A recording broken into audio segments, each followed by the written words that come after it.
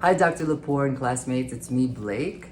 Today, I have somebody very special I would like to introduce you to. Her name is Krystel Lucas. I've had the honor of knowing her for about a decade now. She's very inspiring. And without further ado, Krystel, tell us all about yourself. Hi everyone, I'm thrilled to be here today. Blake, thank you for having me. Thank you for being here. I've had the privilege of working in numerous industries over the years. Of course, I met Blake working in the restaurant industry where I have been a bartender, a manager, a server, and a host. So it's given me a plethora of experiences engaging with different types of personalities and individuals from multiple fields.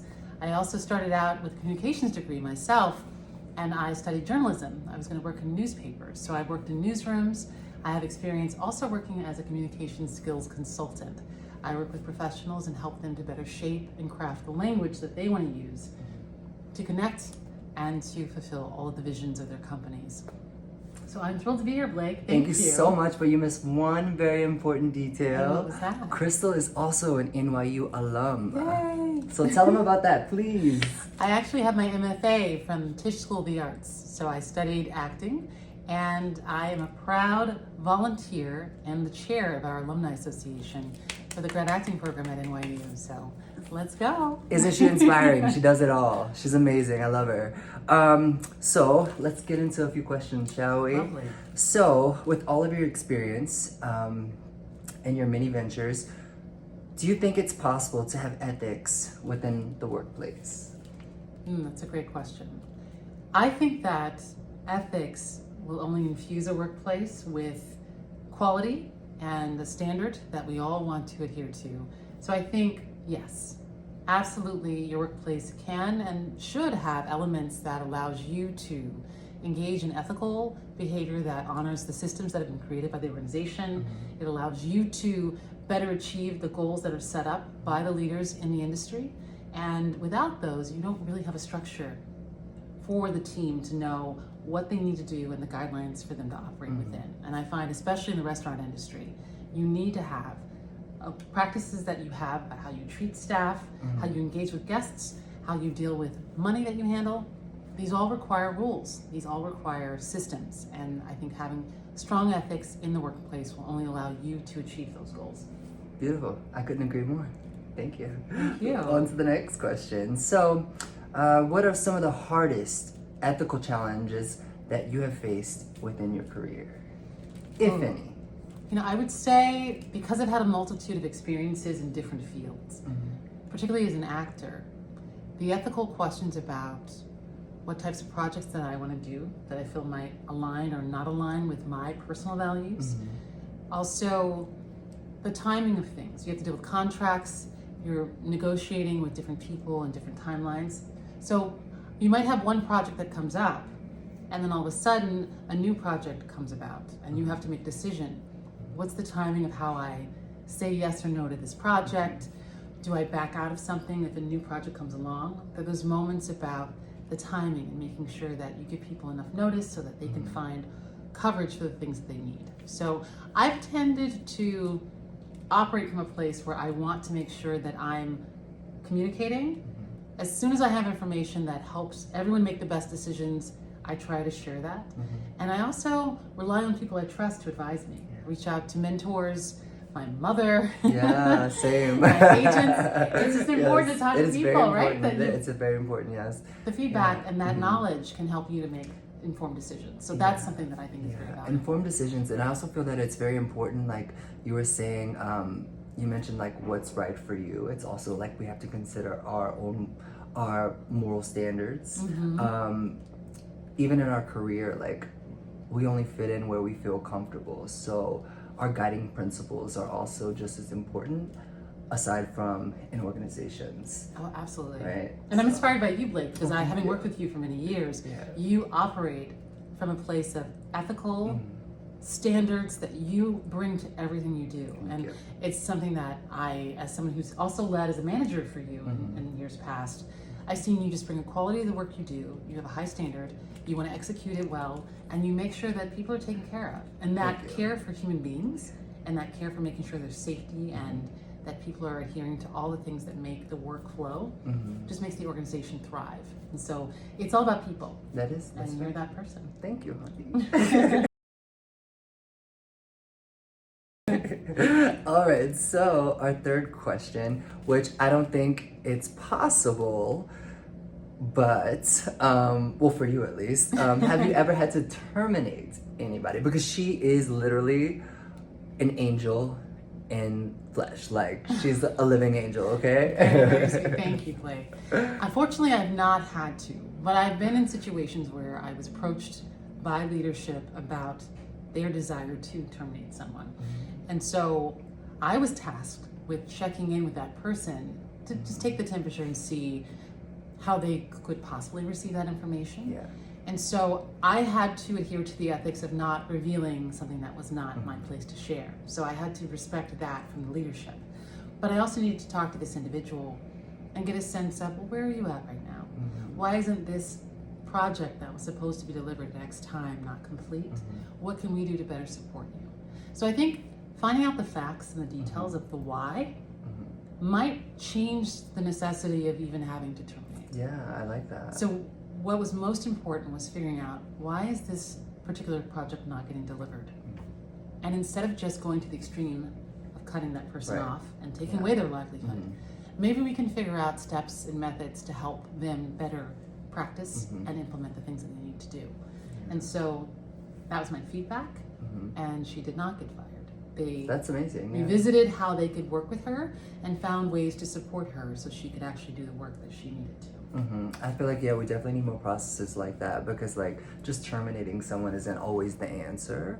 You could just get to the bottom of it and see like what's the underlying issue, if there's anything that could be improved. Like you said, like, I mean, it's somebody's livelihood who wants to be faced with having the task of terminating someone. For me, it would have to be something like really, really harmful to have to terminate someone, but I would much rather be in a position like you were, trying to get to the bottom of it, trying to make it better if possible. So yeah, I think a lot of businesses need to have that type of process involved. Yeah, I'm glad you said that too, Blake, because what's really great about what you're highlighting for all of us is that if there's something systemic, something that this termination is more of an indication of a problem that exists within the company, then investigating and finding out the specifics of that might save you from having to do this with another person down the line.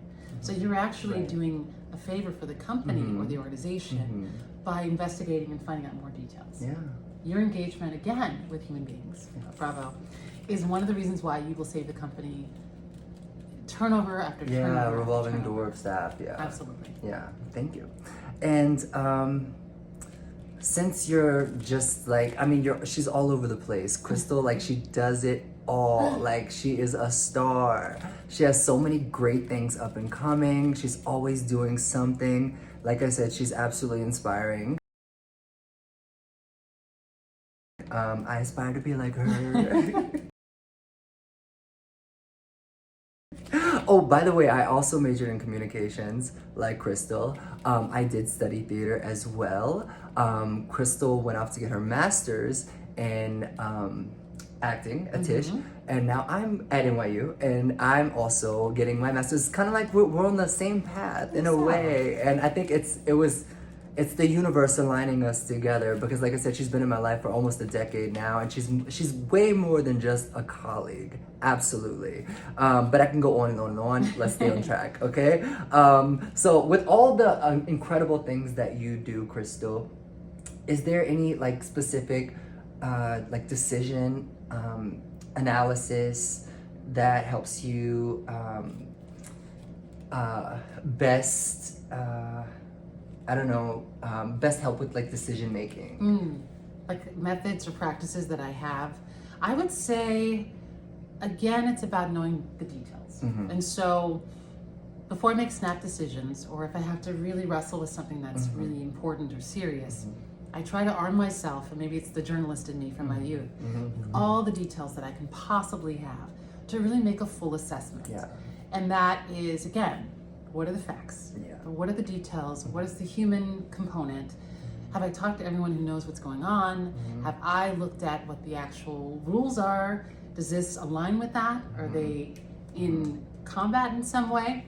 And once I have all those details, I also try to project forward and think about, well, what happens if this were to be how this rolls out? Or what happens if this other version could happen? try to consider the different pathways. And then from there, I'm a little bit better prepped to then tackle the thing, address it, and try to get as much moving forward from that. And I think from a place of my own values and my own compass, trusting that I know what I believe in, and also know that I have a healthy and I think an ego to the degree that if there's something I need to adjust about what I believe, I need to open the door to learn that and be humble in that and then grow in that. Beautiful. We need more people with this analytical thought process, okay? Lastly, Krystel, thank you so much for taking the time out of your crazy busy day to come over and shoot this with me. I hope everybody, Professor Lepore and classmates, I hope you all enjoyed this. Before you go, Krystel, is there anything career-wise, ethical-wise that you'd like to share with us? I think anything fun and exciting?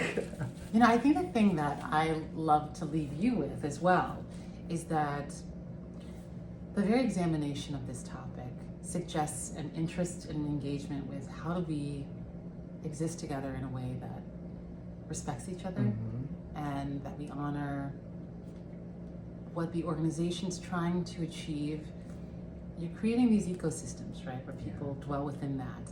And there's relationships that we all have with each other. And it's our work, but it's also where we spend a lot of our time.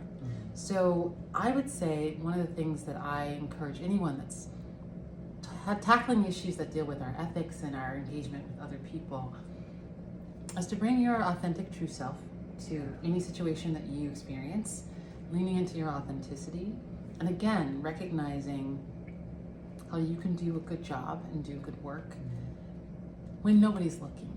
And if you're always operating from a place that's rooted in good ethics and trying to have the best practices, even when nobody's in the room, think of what you can accomplish when people are there.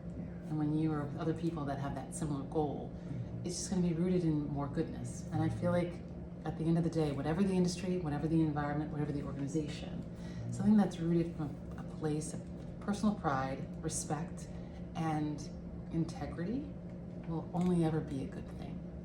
And that's an environment I want to be in. I love that. That's perfection. You know the saying, like, what is it? You are who you hang out with. Well, I choose to surround myself with people like this to lift me up and make me want to be a better person. Krystel, thank you so much. Thank you. So much. I love you so much. I love you too. Oh my God, let's do this more often. Yes. I hope you all enjoyed. Thank you, Professor Lepore. Thank you, classmates. Thank you so much, everyone. Take care. Bye.